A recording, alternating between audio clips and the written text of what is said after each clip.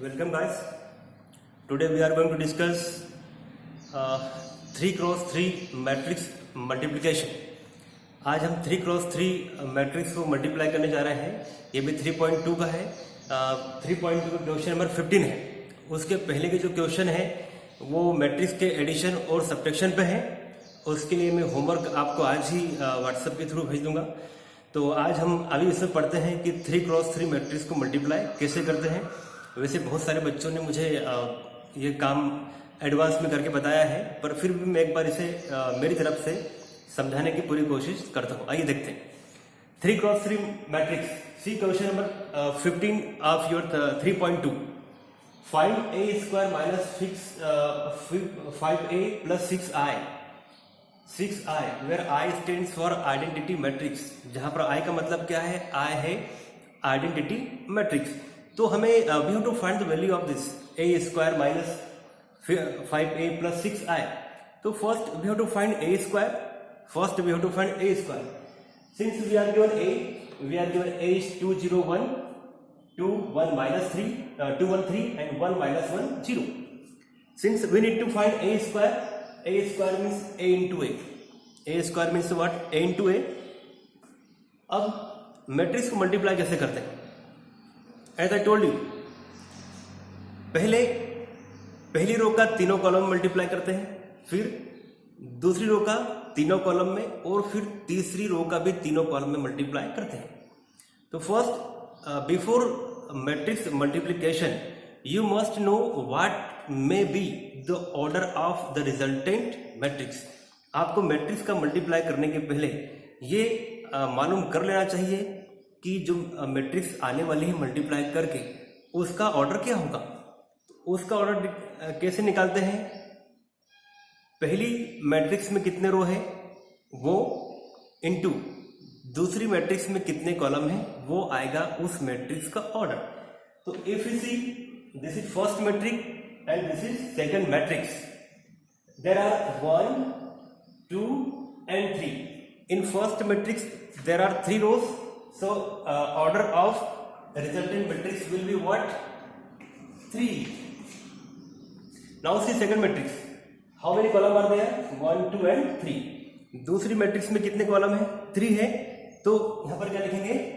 3 cross 3. मतलब इन दोनों को मल्टीप्लाई करने पे जो मैट्रिक्स आएगी the matrix will come that will be of order 3 cross 3. ये आपको पहले मालूम करना चाहिए ताकि इससे आपको मल्टीप्लाई करने में आसानी होगी. अब मल्टीप्लाई का रूल क्या है? First row in first column, in second column, in third column. पहली रो का तीनों कॉलम में मल्टीप्लाई करते हैं. मल्टीप्लाई भी करेस्पॉन्डिंग एलिमेंट्स का, पहले एलिमेंट का पहले एलिमेंट से, दूसरे एलिमेंट का दूसरे से और तीसरे का तीसरे से. सी है 2 will multiply 2 into 2. अभी चल रही फर्स्ट रो का सेकंड एलिमेंट 0, फर्स्ट कॉलम का सेकंड एलिमेंट क्या है? 2. तो 0 into 2. अभी फर्स्ट रो चल रही. फर्स्ट रो का पहला एलिमेंट 1 और पहले कॉलम का पहला एलिमेंट क्या है? 1. So we will write 1 into 1. हो गया. फर्स्ट रो का मल्टीप्लाई हमने फर्स्ट कॉलम में कर दिया. अब फर्स्ट रो का मल्टीप्लाई किस में करेंगे? सेकंड कॉलम में. ये भी फिक्स है. 2 into 0 देन 1 into 1. देखिए सेकंड रो का second element into second column का सेकंड एलिमेंट, तो 1 into 1 है ना. Sorry. Then here 3 into minus 1. 3 into minus 1. अब क्या लेंगे? सॉरी फर्स्ट रो और third column. First row element 2 into 1. This is 2 into 1. First row का सेकंड एलिमेंट और इसका एलिमेंट क्या है? 0 into 3. तो we will write 0 into 3. First row का थर्ड एलिमेंट किससे मल्टीप्लाई करेगा? इससे. तो क्या लिखा हमने? 1 into 0. मतलब पहले रो फर्स्ट से तीनों कॉलम मल्टीप्लाई करेंगे, फिर रो सेकंड से तीनों मल्टीप्लाई करेंगे, फिर रो थर्ड से भी तीनों कॉलम में मल्टीप्लाई करेंगे. ठीक है, अब रो R1 से मल्टीप्लाई हो गया। अब क्या लेंगे, रो R2। अब क्या लेंगे, रो R2। तो 2 R2 का पहले कॉलम से 2 इंटू 2, देखो यहाँ पे 1 इंटू 2, 1 इंटू 2 एंड 3 इंटू 1, समझे। R2 का करेंगे पहले कॉलम से, फिर R2 करेंगे दूसरे कॉलम से, और R2 का तीसरे कॉलम से। कैसे, पहले एलिमेंट को मल्टीप्लाई करेगा, दूसरा एलिमेंट दूसरे को, और तीसरा एलिमेंट तीसरे को। अब R2 का अपने C1 से कर दिया, अब R2 का करेंगे C2 से।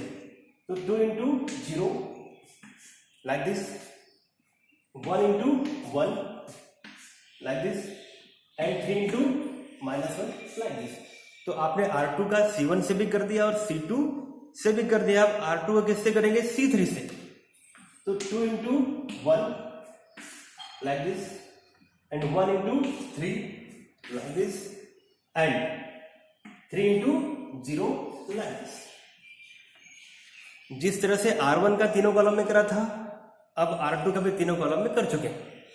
अब करेंगे रो R3 का कॉलम C1 में दूसरे मैट्रिक्स के, फिर रो R3 का मल्टीप्लाई कॉलम C2 में दूसरे मैट्रिक्स के, और ऐसे ही रो R3 का मल्टीप्लाई C3 में दूसरी मैट्रिक्स की। तो 1 इंटू 2 सी है, 1 इंटू -2 सी है, okay, sorry -1 into 2 sorry, and 0 into 1 सी है। R1 का C1 से कर दिया, R3 का C1 से कर दिया। अब R3 का करेंगे C2 से। तो 1 into 0 this is -1 into 1, -1 into 1, और लास्ट में क्या है, ये वाला। आपको एक रो को फिक्स करके तीनों कॉलम में बारी बारी से मल्टीप्लाई करना है, ये इसका रूल है। अब इसको सॉल्व करने पे आता है, ओके, 2 इंटू 4 प्लस 1 5, ये तब कर लेंगे। यहाँ पर -1 और यहाँ पर ये 2, ये तब कर लेंगे। ये हमारा आ गया A²। आप 2-3 मैट्रिक्स का मल्टीप्लाई करें, सीख जाएंगे। बस तरीका क्या है, पहले रो R1 को फिक्स करें, तीनों कॉलम से मल्टीप्लाई करना है, फिर रो R2 को फिक्स करें, तीनों कॉलम से मल्टीप्लाई करना है, और रो R3 को फिक्स करें और तीनों कॉलम से मल्टीप्लाई करना है। नाउ अब चाहिए हमें 5 इंटू ए। 5 इंटू ए मतलब मैट्रिक्स ए के हर एक एलिमेंट को किससे मल्टीप्लाई करना है, A5 से मल्टीप्लाई करना है। तो दिस इज मैट्रिक्स ए, तो 5 into 2 10, 5 into 0 0, and 5 into 1 is 5। वैसे ही 5 इंटू 2 10, 5 इंटू 1 5, एंड 5 इंटू 3 15। ये आप करके रखेंगे। अब हमें चाहिए क्या, what we need, A² minus 5A plus 6I plus 6 into I।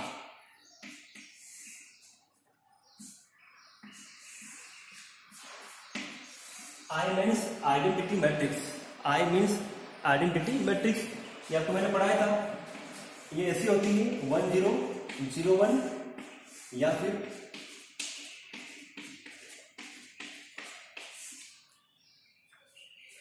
This to are unit और आइडेंटिटी मैट्रिक्स। अब ये डिपेंड करता है कि हम कौन सी लें।